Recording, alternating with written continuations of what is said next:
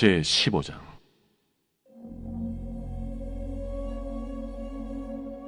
또 하늘에 크고 이상한 다른 이적을 보매 일곱 천사가 일곱 재앙을 가졌으니 곧 마지막 재앙이라. 하나님의 진노가 이것으로 마치리로다. 또 내가 보니 불이 섞인 유리바다 같은 것이 있고 짐승과 그의 우상과 그의 이름의 수를 이기고 벗어난 자들이 유리바닷가에 서서 하나님의 검은고를 가지고 하나님의 종 모세의 노래 어린 양의 노래를 불러 이르되, 주 하나님 곧 전능하신 이시여, 하시는 일이 크고 놀라우시도다. 만국의 왕이시여, 주의 길이 의롭고 참되시도다. 주여, 누가 주의 이름을 두려워하지 아니하며 영화롭게 하지 아니하오리까? 오직 주만 거룩하시니이다. 주의 의로우신 일이 나타났음에 만국이 와서 주께 경배하리이다. 또 이 일 후에 내가 보니 하늘의 증거 장막의 성전이 열리며 일곱 재앙을 가진 일곱 천사가 성전으로부터 나와 맑고 빛난 세마 보옷을 입고 가슴에 금띠를 띠고 내 생물 중 하나가 영원토록 살아계신 하나님의 진노를 가득히 담은 금 대접 일곱을 그 일곱 천사들에게 주니, 하나님의 영광과 능력으로 말미암아 성전의 연기가 가득 차매 일곱 천사의 일곱 재앙이 마치기까지는 성전에 능히 들어갈 자가 없더라.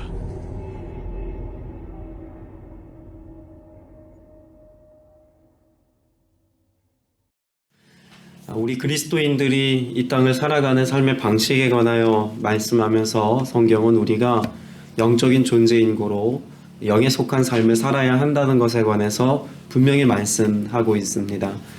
예수 그리스도를 믿음으로 말미암아 죽었던 영이 다시 살게 되었음에도 불구하고 영적인 삶이 무엇인지, 또 영으로 산다는 것이 무엇인지, 또 그래서 우리가 성령으로 인도함을 받고 살아가는 아들의 권세를 누리는 것이 무엇인지 모른 채 살아가는 성도들이 적지 않습니다.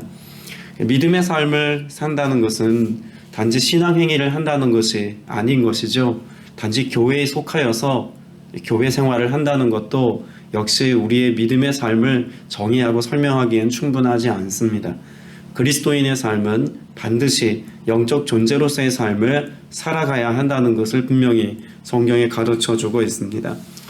로마서 말씀은 분명 우리 그리스도인들의 삶 가운데 구원의 역사가 있다는 것을 잘 말씀해주고 있지 않습니까? 죄인이지만 그래서 인간의 역사와 우리의 삶의 모습이 끊임없이 그 죄악된 것들로 점철된 역사이지만, 그럼에도 불구하고 우리가 예수 그리스도를 믿는 믿음으로 말미암아 구원을 얻게 된다라고 하는 사실을 가장 잘 기록해 놓은 책이 바로 로마서입니다. 그러면 우리가 예수 그리스도를 믿었으니, 그래서 구원함을 얻었으니 삶의 내용은 아무래도 상관없다고 가르치는 것이 로마서의 말씀일까요? 로마서는 도리어 그 구원받은 하나님의 백성들이 구원의 감격을 가지고 성령의 인도하심을 따라 살아갈 때 비로소 그 거룩함과 순결함으로 하나님의 거룩한 예식에 참여하듯 그렇게 하나님 나라에 참여하는 자로서의 삶을 산다는 것에 관하여 말씀하고 있습니다. 우리 로마서 8장 말씀을 좀 같이 펴서 읽어보실까요? 로마서 8장 말씀에 보시면 우리의 육체의 연약함과 한계를 뛰어넘고 우리가 진정 믿음의 사람이 되었을 때 우리의 삶에 어떤 은혜가 있는지를 아주 잘 설명해 두고 있습니다. 8장 1절 2절 말씀은 우리가 잘 알고 있는 것처럼 그리스도 예수 안에 있는 자에게는 정죄함이 없고, 그래서 어떻게 된다고 말합니까? 죄와 사망의 법에서 너를 해방하였습니다 라고 말씀하고 있습니다. 자, 그렇게 해방된 사람이 결국 살게 되는 삶의 방식에 관하여 뭐라고 말씀하고 있습니까? 자, 8절 9절 말씀에 보면 육신에 있는 자들은 하나님을 기쁘시게 할 수 없느니라. 만일 너희 속에 하나님의 영이 거하시면 너희가 육신에 있지 아니하고 영에 있나니 누구든지 그리스도의 영이 없으면 그리스도의 사람이 아니라. 우리 안에 그리스도의 영이 있게 하시겠다고 분명히 말씀하고 있죠. 영이 성령께서 우리 안에 계시기 때문에 우리는 어떤 삶을 살 수 있습니까? 12절 이하에 보면 그러므로 형제들아 우리가 빚진 자로 돼 육신에게 져서 육신대로 살 것이 아니니라. 너희가 육신대로 살면 반드시 죽을 것이로되 영으로서 몸의 행실을 죽이면 살리니 무릇 하나님의 영으로 인도함을 받는 사람은 곧 하나님의 아들이라 라고 말씀하고 있죠. 자, 그러면 예수를 믿고 믿음으로 구원받은 사람들의 삶에 아주 중요한 영적인 태도와 원리는 어디에서부터 비롯된다고 말할 수 있을까요? 육신을 죽이는 것입니다. 그러니까 육신대로 살지 않는 삶을 사는 것입니다.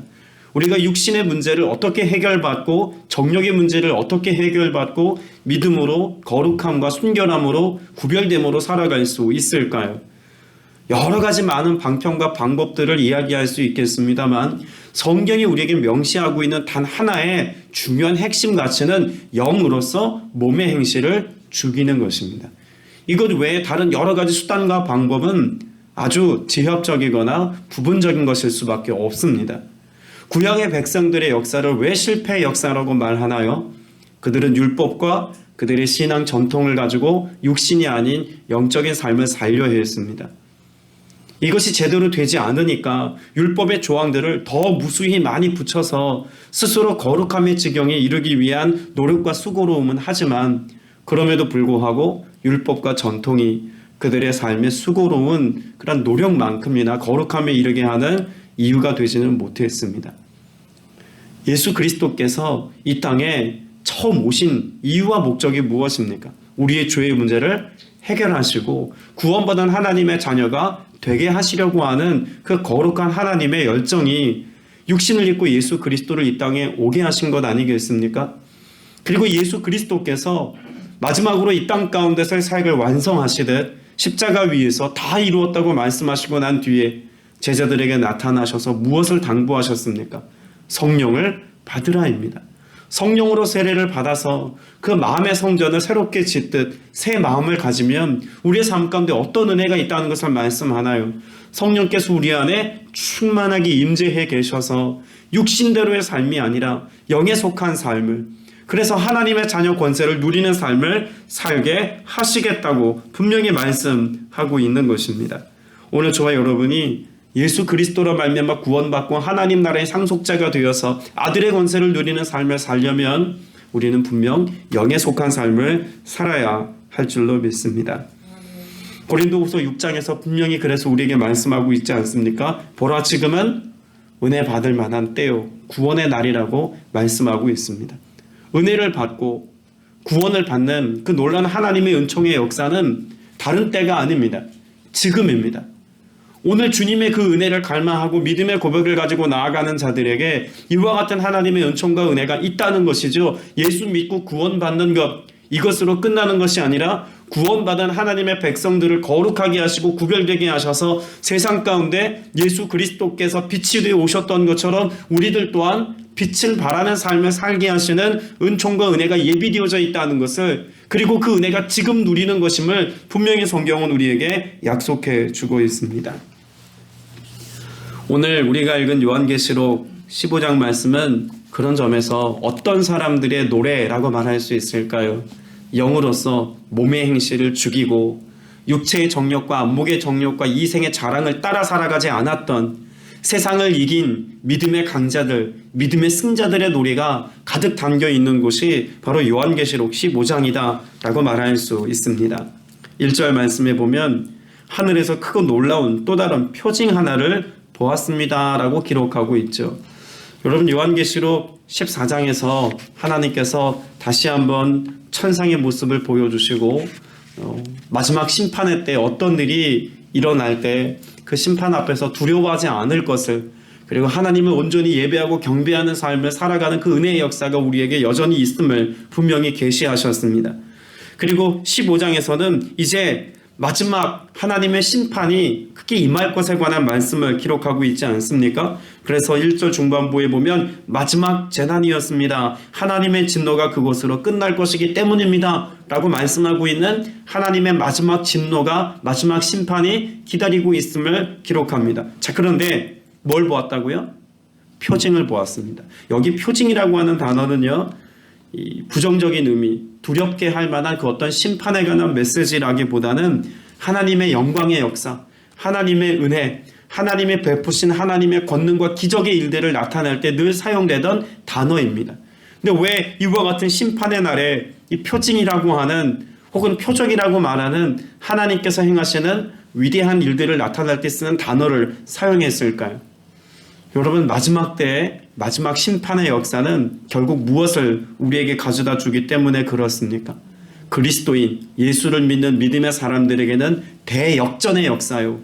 그래서 믿음의 사람들이 결국 순교를 당하고 박해를 당하고 죽임을 당하고 세상 가운데서 애매한 고난을 당하는 것 같지만, 그러나 결국 마지막 심판의 때에 그 심판이 완성되는 그날 우리에게 무엇이 있기 때문에 그럴까요? 하나님의 영광의 역사가 이 땅 가운데 펼쳐질 것을 보여주실 것이기 때문에 그렇습니다. 다시 말하면 마지막 심판의 때는 세상에 대한 종말, 세상에 대한 끝이라고 하는 의미보다는 하나님의 거룩한 백성들이 믿음을 지키고 났을 때 그들에게 주어지는 하나님의 승리의 날, 최종 승리의 날이라고 하는 점에서 우리는 그 영광의 역사를 노래할 수 있다는 이야기입니다.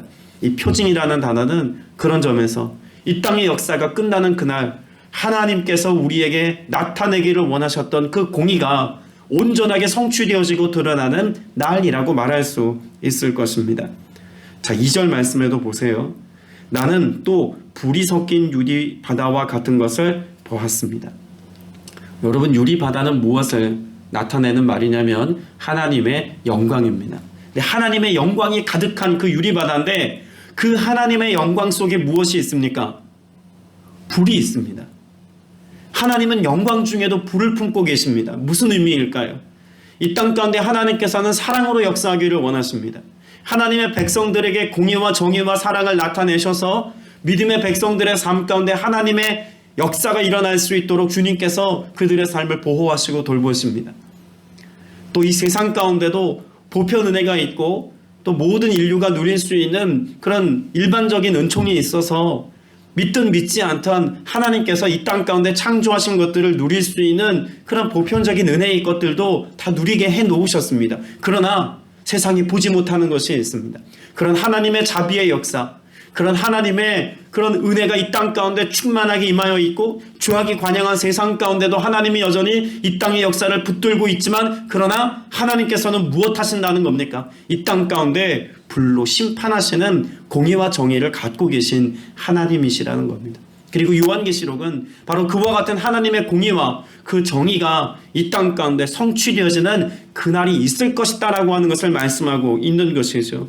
그래서 앞서 표징이라고 하는 것과 함께 오늘 2절에 기록되어져 있는 불이 섞인 유리바다는 하나님의 거룩한 백성들이 끝까지 믿음을 잘 지켰을 때 결국 어떻게 된다는 것입니까? 공의로우신 하나님으로 인하여 그 택한 자녀들의 삶 가운데도 정의가 이루어지고 구원이 완성되어지고 하나님의 자녀 권세를 온전히 누리게 될 것에 관한 약속을 담고 있는 말씀입니다. 그래서 2절 중반부부터 보면 그 유리바다 위에는 짐승과 그 짐승의 우상과 그 이름을 상징하는 숫자를 뭐한 사람이? 이긴 사람이. 그럼 그 유리바다, 그 영광의 유리바다에 속하여서 그 위에서 오늘 뒤에 나오는 말씀에 보면 검은 고를 들고 서 있죠. 여러분, 검은 고를 들고 서 있다는 것은 노래한다는 의미입니다. 그럼 노래한다는 것은 무엇을 의미할까요? 노래는 언제 합니까? 즐거울 때, 행복할 때, 뭔가 축하할 때, 그럴 때 기쁨의 노래를 부르지 않습니까? 그러면 이 유리바다에 서 있는 검은 고를 들고 있는 사람, 이기는 사람들, 이들과 함께 하나님은 더불어 무엇 하시겠다는 겁니까? 하늘의 축제를 벌이시겠다는 겁니다.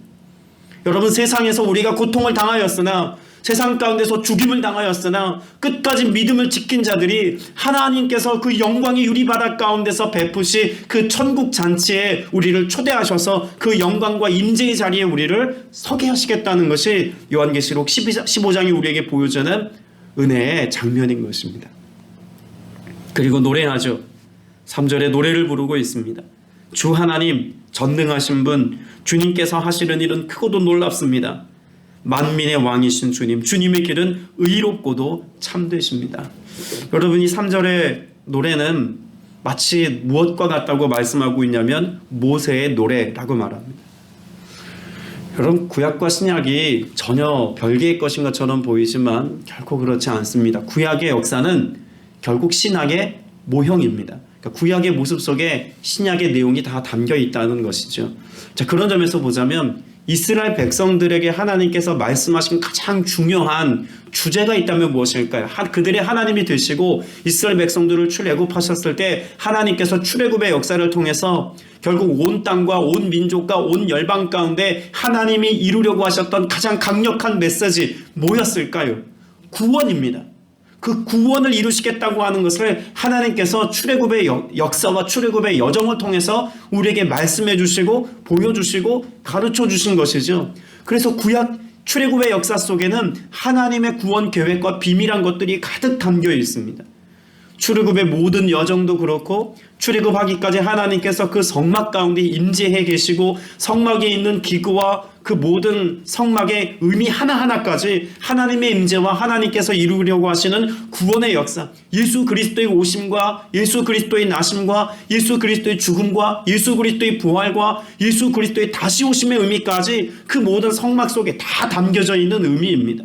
그리고 결국 그들이 광야를 지나 하나님께서 약속하신 언약의 땅 가나안에 입성하기까지 그들과 함께 하시고 승리케 하시고 그래서 그들에게 하나님께서 예비하신 가나안 땅에 들어가게 하신 그 모든 역사가 결국 이 땅 가운데 살아가는 그리스도인들이 믿음을 잘 지키고 주님과 동행하는 삶을 살아갈 때 영원한 하나님의 나라에 들어갈 것에 관한 완벽한 모형이라는 것입니다. 그리고 그 구약의 모형이 예수 그리스도를 통해서 이 땅의 역사 가운데 도래했고 예수 그리스도를 통해서 이 구원 역사는 종지부를 찍게 될 것에 관하여 예언하였습니다. 그리고 요한계시록은 바로 그와 같은 구원이 완성되어진 모습을 우리에게 보여주고 있는 것이죠. 그래서 모세의 노래가 구원을 말씀하시는 하나님의 첫 번째 노래로 우리에게 가르쳐 주신 노래라면 우리는 어린 양의 노래로 마지막 노래를 부르게 될 것입니다. 이 땅의 역사 가운데 우리가 부르게 될 노래는 모세의 노래로 시작하여서 어린 양 예수를 찬미하는 노래로 끝마칠 것에 관하여 말씀하고 있는 것이죠. 4절 말씀에 보면 결국 우리가 무엇을 노래한다고 말하고 있냐면 모든 민족이 주님 앞으로 와서 경배할 것입니다. 주님의 정의로운 행동이 나타났기 때문입니다. 여러분, 주님의 정의로운 행동이 무엇일까요? 여러분, 예수 하나님의 공의라는 찬양이 있습니다. 예수 그리스도께서 하나님의 정의가 되시고 공의로움이 되신다는 것입니다. 그러면 예수 그리스도께서 이 땅 가운데 행하신 공의가 있다면 무엇일까요? 첫 번째는 우리가 성탄절의 의미와 같이 예수 그리스도의 오심에 있습니다. 이것이 하나님의 공의입니다. 예수 그리스도의 오심은 분명 믿음의 백성들에게는 축하할 일입니다. 기뻐할 일입니다. 노래할 일입니다. 여러분, 성탄절을 모두가 다 즐거워하고 모두가 다 기뻐하고 선물도 교환하고 그래서 예수 탄생의 의미를 우리 인생의 축제와 같이 그렇게 즐기고 함께 시간을 보내려고 하는 사람들의 모습 속에서는 안타까움을 봅니다. 왜 안타까움일까요? 예수 그리스도의 오심의 목적은 죄에 대하여 멸하려 하시고 사단의 권세에 대하여 세상에 대하여 심판해 주러 오셨다는 것을 포함하고 있습니다. 그럼 믿음의 백성들에게 있어 예수 그리스도의 오심은 축제이고 기쁨이지만 예수 그리스도를 믿지 않는 사람들에게는 결국 무엇을 선포하고 있는 것입니까? 하나님의 심판 선고입니다. 공의를 이루시기 위하여 이 땅에 오신 것입니다. 그리고 그 공의를 완성하기 위하여 주님 무엇 하시겠다고 약속하셨습니까? 다시 오시겠다고 말씀하셨습니다.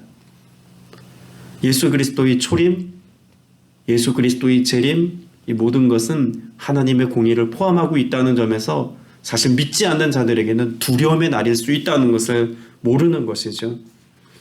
오늘 저와 여러분 모두가 예수 그리스도로 말미암아 그 공의로우신 주님의 은혜로 구원받았고 하나님의 자녀가 되었고 그래서 하나님 나라 생명책에 우리의 이름이 기록되어져 있을 뿐만 아니라 우리가 승리의 환희를 가지고 하나님께서 열어놓으신 그 영광과 임재의 자리인 유리바다 위에서 그 축제에 참여하는 자로서의 거룩한 예복을 입고 서 있는 이 은혜는 전적인 하나님의 은혜입니다.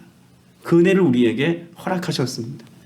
이것을 이루기까지 오늘 우리에게 무엇 하라고 말씀하셨습니까? 믿음으로 살라고 말씀하신 것입니다. 그렇게 하나님께서 예비해 놓으신 영광과 기쁨의 날에 참여하는 자가 될 수 있도록 그리스도의 신부로서의 즐거움을 누리는 자로서의 삶을 살아갈 수 있도록 그래서 말씀을 끊임없이 우리의 삶의 중심에 두고 깨어 기도하고 예배하는 삶을 살고 거룩함으로 구별되어 이 땅 가운데 육신이 아닌 정욕이 아닌 하나님의 말씀과 은혜와 사랑의 역사 가운데 우리가 살아가야 할 것을 말씀하고 계신 것입니다. 자, 그러자면 앞서 전제했던 것처럼 우리는 삶의 방식이 달라야 합니다. 다름의 방식으로 살아야 합니다. 모든 세상 사람들이 다 이것이 우리가 이 땅 가운데 삶의 방식이야 라고 설명하는 그 어떤 삶의 방식이라고 할지라도 말씀에 비추어 모아서 그 말씀이 우리에게 어떤 삶의 방식을 말씀하고 있는지를 보아야 합니다. 우리가 승리의 역사를 써야 하지 않습니까? 요한계시록에서 계속해서 말씀하고 있는 것이 세상과의 싸움입니다. 영적 전쟁입니다. 그러자면 우리는 이 전쟁에서 이기는 삶을 살자면 전쟁에서 이기기 위한 그 승리자 되신 예수 그리스도를 따라야 할 것이며 승리의 해법이 되신 주님께서 말씀하신 말씀을 따라 살아가는 것이 곧 승리하는 삶이다라고 하는 것을 이 계시록 말씀을 통해서 우리는 배울 수 있어야겠죠. 사무엘상 17장 말씀에 보면 유명한 다윗과 골리앗의 전쟁에 관한 말씀이 기록되어져 있습니다. 여러분, 골리앗, 그 기골이 장대한 골리앗의 모습을 보면 사람들이 어떻게 되었냐면 마음이 주눅이 들었습니다. 그래서 골리앗 앞에서 아무도 나서지 못하죠. 그런데 다윗은 어땠을까요? 마음에 주눅 들지 않았습니다. 그 겉으로 보여지는 기골이 장대한 그런 구척 장신의 모습 앞에서 기가 꺾이질 않았습니다. 왜 그랬을까요? 그가 갖고 있는 무기가 대단해서도 아니고 그에게 든든한 백이 있어서도 아닙니다. 그가 오직 신뢰하는 것은 만군의 여호와 하나님이 나와 함께 하신다는 사실이었습니다. 여러분, 이것이 승리의 해법이었다고 성경이 우리에게 가르쳐주고 있죠. 그가 가지고 있는 것은 물맷돌 몇 개뿐이었지만 그러나 만군의 여호와의 이름을 가지고 하나님께서 그와 함께 계시면 신뢰하는 믿음의 고백을 가지고 나아갔더니 하나님의 방법으로 이기게 하셨더라. 우리가 어제 여호사밧 이야기도 말씀을 나누기 전에 전제하지 않았습니까? 찬송과 감사로 찬양대를 앞세워 나아갔을 뿐인데 그 전쟁에서 승리케 하였습니다. 여러분, 저와 여러분 모두가 오늘도 세상과 마주하며 살아갑니다. 성탄절 예배도 제대로 함께 드리지 못하는 그런 시절이고 송구영신 예배도 지금 어떻게 드려야 되나 염려하고 걱정하는 그런 시절입니다. 상황적인 염려나 해결해야 될 문제겠죠. 그러나 이런 것 앞에서 우리가 낙심하지 않아야 할 것은 결국 주님께서 이 모든 시간이 지나고 난 뒤에 우리의 믿음을 다루어 보시고 또 점검하셔서 결국 우리 믿음의 백성들에게 예비된 하나님의 은혜를 더 풍성하게 누리게 하실 큰 은혜의 날이 예비되어져 있음을 우리가 소망하기 때문입니다. 오늘 우리가 잠시 함께 예배하지 못하는 것으로 속상해할 것이 아니라 오늘 우리에게 주시는 하나님의 은혜, 그래서 유리바다 위에 검은 고를 들고 서 있는 이 예배자들과 같이 각자의 삶의 처소에서 예수 그리스도께서 공의로움으로 이 땅에 오신 이 땅의 나심을 우리가 겸허하게 묵상하고 생각해보는 이 성탄의 시즌이 되고, 그래서 우리 믿는 자들에게 기쁨의 이유가 되신 예수 그리스도가 오늘 저와 여러분을 통해서 믿지 않는 자들에게 흘러가 그들에게도 진정한 성탄의 기쁨이 되게 하는 이 은혜의 역사를 이루어 갈 수 있도록 여전히 예배하고 기도하는 삶을 우리가 살아야 할 줄로 믿습니다. 여러분을 통해 그 구원의 역사가 이 땅 가운데 빛으로 드러나기까지 주의 거룩한 통로로 쓰임받는 저와 여러분 다 되시기를 주님의 이름으로 축복합니다. 기도드리겠습니다. 은혜가 풍성하신 아버지 하나님, 예수 그리스도의 이 땅에 육신을 입고 처음 오심을 기뻐하고 즐거워하는 이 성탄의 계절을 맞이하였습니다. 그러나 마음껏 함께 찬양하고 마음껏 함께 예배하고 마음껏 주님 앞에 감사의 기도를 성전에 모여서 드릴 수는 없으나 주님, 이 땅 가운데 공의를 행하시는 주 예수 그리스도의 승리의 역사를 가족들 모인 자리에서 함께 찬양하고 기뻐하고 즐거워하며 그 의미를 깊이 묵상하는 이 성탄의 계절이 되게 하여 주시옵소서. 주님, 여기 모인 자들로 주 예수 그리스도 안에서 항상 기뻐하고 쉬지 않고 기도하고 범사에 감사하는 삶을 살아갈 수 있게 하시기를 원합니다. 주님께서 이루신 그 놀라운 위대한 구원의 역사, 그 은혜가 있기에 오늘 우리가 여기 있음을 알고 다시 오실 주님을 갈망하며 마라나타 주 예수여 어서 오시옵소서 고백하며 주님의 오심의 날을 우리가 갈망하며 살아가는 믿음의 권속들 다 되게 하여 주시옵소서. 성령께서 오늘도 우리의 간구에 응답하시고 또 오늘 우리와 함께 계셔서 아들의 권세를 누리게 하실 것을 믿습니다. 믿음 안에서 세상을 넉넉히 이기며 살아가는 복된 주의 자녀들 다 되게 하여 주시옵소서. 주께만 감사드리옵고 예수 그리스도 이름으로 간절히 기도드렸사옵나이다. 아멘.